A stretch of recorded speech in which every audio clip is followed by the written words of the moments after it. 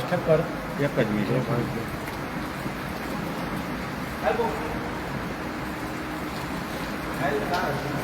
Okay. Bhavesh Thakkar, વિશ્વ હિન્દુ પરિષદ સૌરાષ્ટ્ર પ્રાંત સહમંચ. આજે સૌરાષ્ટ્ર પ્રાંત દ્વારા એક પત્રકાર પરિષદ કરી અને આપણું પાડોશી રાષ્ટ્ર બાંગ્લાદેશમાં જે અરાજકતા ફેલાણી છે, ત્યાંના વડાપ્રધાન શેખ હસીનાના રાજીનામા બાદ અને દેશ છોડ્યા બાદ અરાજકતાવાદી તત્વો દ્વારા જેનું વર્ચસ્વ વધારી કાયદો અને વ્યવસ્થા સંપૂર્ણપણે બિનઅસરકારક બની ગઈ છે. આ અરાજક પરિસ્થિતિમાં ત્યાંના ઉગ્રવાદી જેહાદી તત્વોએ હિન્દુ સમાજ પર મોટા પાયે જુલમ શરૂ કર્યા છે. બાંગ્લાદેશમાં છેલ્લા ઘણા દિવસોથી ધાર્મિક સ્થળો, વેપારી સંસ્થાઓ, હિન્દુ લઘુમતીઓના ઘરોને નુકસાન થયું છે. આ ધૃણાસ્પદ કૃત્ય બાંગ્લાદેશના દરેક જિલ્લામાં થઈ રહ્યું હોવાના અહેવાલ છે. કટ્ટરવાદીઓના નિશાનમાં મસાણ પણ બચ્યા નથી. મંદિરોને પણ ભારે નુકસાન થયું છે. બાંગ્લાદેશમાં ભાગ્યે જ કોઈ એવો જિલ્લો બચ્યો હશે જે તેમની હિંસા અને આતંકનું નિશાન ન બન્યો હોય. સમયાંતરે થતા આવા તોફાનોનું પરિણામ છે કે બાંગ્લાદેશમાં વિભાજન સમયે હિન્દુઓ 32% હતા.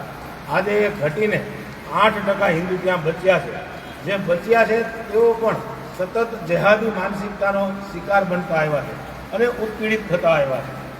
વિશ્વ હિન્દુ પરિષદે બાંગ્લાદેશમાં હિન્દુઓના ઘર, દુકાનો, ઓફિસો, સંસ્થાઓ, મહિલાઓ, બાળકો અને મંદિરો જે તેમની આસ્થા અને આસ્થાના કેન્દ્રો છે એ સુરક્ષિત નથી. ત્યાં પીડિત લઘુમતી હિન્દુઓને હાલત ખરાબથી વધુ ખરાબ થઈ રહી છે.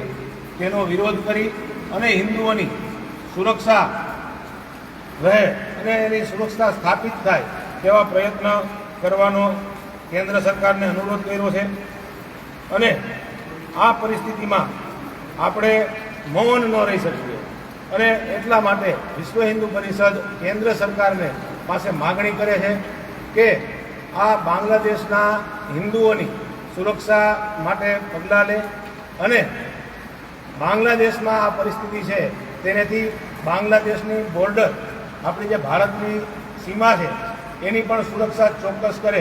અરાજકતાવાદી તત્વો ભારતની અંદર ન પ્રવેશે એનું પણ ધ્યાન રાખવાની આપણી એક ફરજ છે.